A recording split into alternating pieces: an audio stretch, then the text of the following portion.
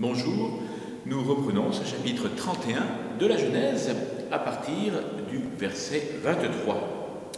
Dans ce verset, Laban retrouve Jacob à la montagne de Galaad. Les versets 26 à 30, Laban fait des reproches à Jacob et finit en l'accusant d'avoir volé ses dieux. Ce que Jacob ne sait pas, d'où sa réponse du verset 32. Au verset 31, Jacob explique qu'il avait peur de Laban. Il faut dire que celui-ci a vraiment manqué de respect envers Jacob.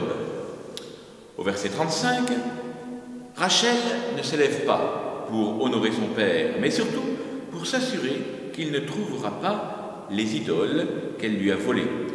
Le récit tourne en ridicule aussi bien Laban que ces dieux sur lesquels Rachel est assise. Au verset 36 à 42, Jacob se sent fort face à Laban, puisqu'il n'a rien pour l'accuser. Il fait un plaidoyer pour se défendre. Jacob se présente comme le berger idéal qui a tout sacrifié pour les intérêts de son maître. Jacob n'a pas revendiqué ses droits et Laban n'a pas agi en maître équitable. Au verset 39, le berger n'était pas tenu d'indemniser son maître lorsqu'une bête était déchirée par un fauve. En ramenant un bout de la bête, il prouvait que la bête n'avait pas péri par sa faute. Cela sera exigé dans l'Exode, au chapitre 22, verset 12. Au verset 42, Jacob parle de la frayeur du Dieu d'Isaac pour désigner Dieu. Ce titre nous rappelle l'expérience que Jacob a faite au début de son chemin pour aller à Haran, en Genèse, au chapitre 28, verset 17. Jacob eut peur, et Jacob dira « Ce lieu est terrible ».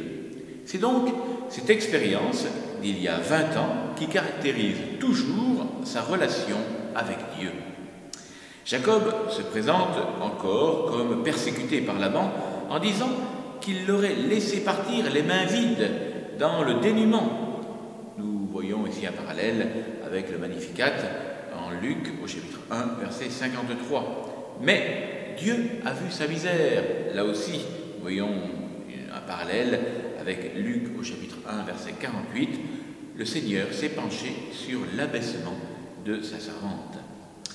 Au verset 43, ne pouvant rien répondre à Jacob, Laban détaille une dernière fois et avec insistance tous ces biens qu'il est obligé de céder. Pour sauver la face, Laban propose un beau geste d'alliance avec Jacob. Nous voyons cela au verset 44. Jacob érige une pierre en stèle, puis fait un monceau. Cette stèle sert de témoignage. Il y a là un jeu de mots avec le nom donné au lieu, au verset 47 et 48, Galed. Au verset 47, Laban donne le nom au lieu qui a été érigé par Jacob pour reprendre la main. Ce nom est traduit exactement en hébreu par Jacob, qui le traduit par monceau témoin. Au verset 46, l'alliance, une fois de plus, est scellée autour d'un repas. Enfin, au verset 48, Laban explique le sens du nom qu'il donne.